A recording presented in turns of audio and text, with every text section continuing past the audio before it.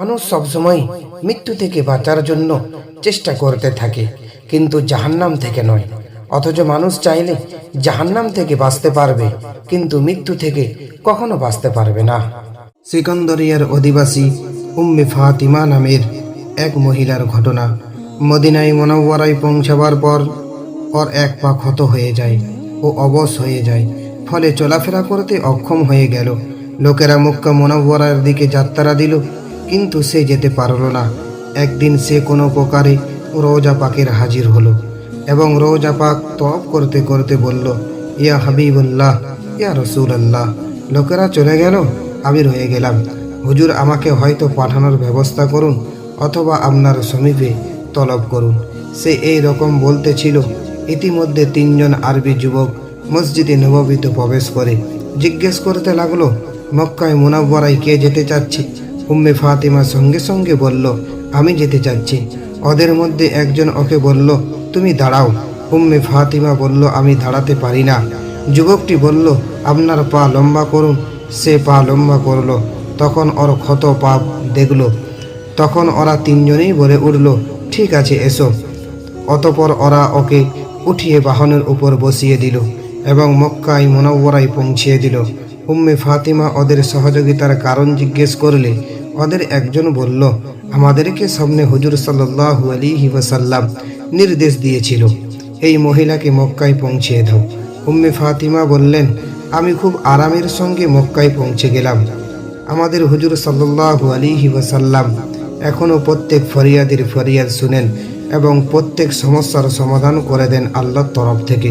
তবে শর্ত হলো যে ফরিয়াদি মানে প্রাণী এবং আন্তরিকতা বিশ্বাসের সাথে ইয়া হাবিব ইয়া রসুল বলারও অভ্যাস হওয়া যায়।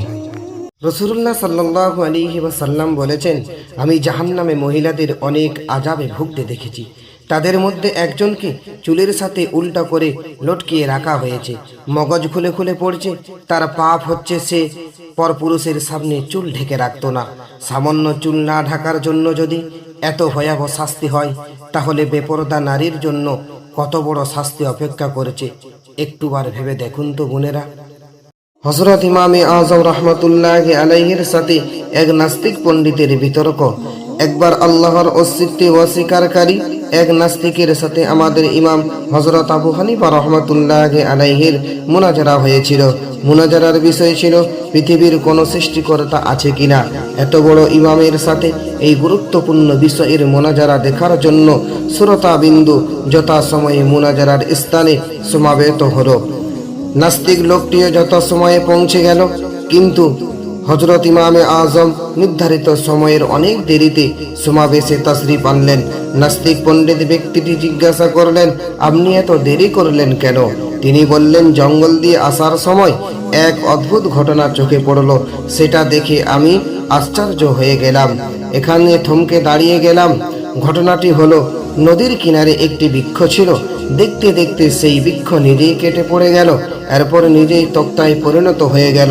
অতঃপর সেই তক্তাগুলো নিজেরাই একটি নৌকা তৈরি হয়ে গেল এবং সেই নৌকা নিয়ে নদীতে নেমে গেল এবং সে নিজেই নদীর এপার থেকে ওপার যাত্রা আনা নেওয়া করতে লাগলো এবং নিজেই প্রত্যেক যাত্রী থেকে ভাড়া আদায় করতেছিল। এই দৃশ্যটি দেখতে গিয়ে আমার দেরি হয়ে গেল। নাস্তিক পণ্ডিত এটা শুনে অট্ট হাসি দিল এবং বলল, আপনার মতো একজন বুজুর্গ ইমামের পক্ষে এইরকম জঘন্য মিথ্যা বলা খুবই আশ্চর্যের ব্যাপার। এইরকম কি নিজে নিজে কিছু হতে পারে? কোনো কিছু কারিগর না থাকলে এরকম কাজ কিছুতেই হতে পারে না। হযরত ইমামে আজম রাহমাতুল্লাহি আলাইহি বলেন, এটা তো কোনো কাজই না। আপনার মতে তো এর থেকে অনেক বড় বড় কাজ এমনিতেই হয়ে যায়।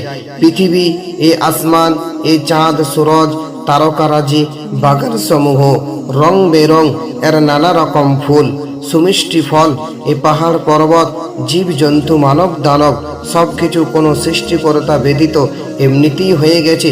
যদি একটি নৌকা কোনো কারিগর ছাড়া এমনিতেই তৈরি হয়ে যাওয়াটা মিথ্যা হয়, তাহলে সমস্ত পৃথিবীটা সৃষ্টিকর্তা ব্যতীত নিজে নিজেই তৈরি হয়ে যাওয়াটা ডাহা মিথ্যা ছাড়া আর কি হতে পারে? নাস্তিক পণ্ডিত তার এই বক্তব্য শুনে বিমোহিত হয়ে গেল এবং সঙ্গে সঙ্গে তার ভাবনা চিন্তা ত্যাগ করে মুসলমান হয়ে গেল। আলহামদুলিল্লাহ। ফেরাউন এত বড় জালেম হওয়া সত্ত্বেও আসিয়া তার সাথে থেকে গেল।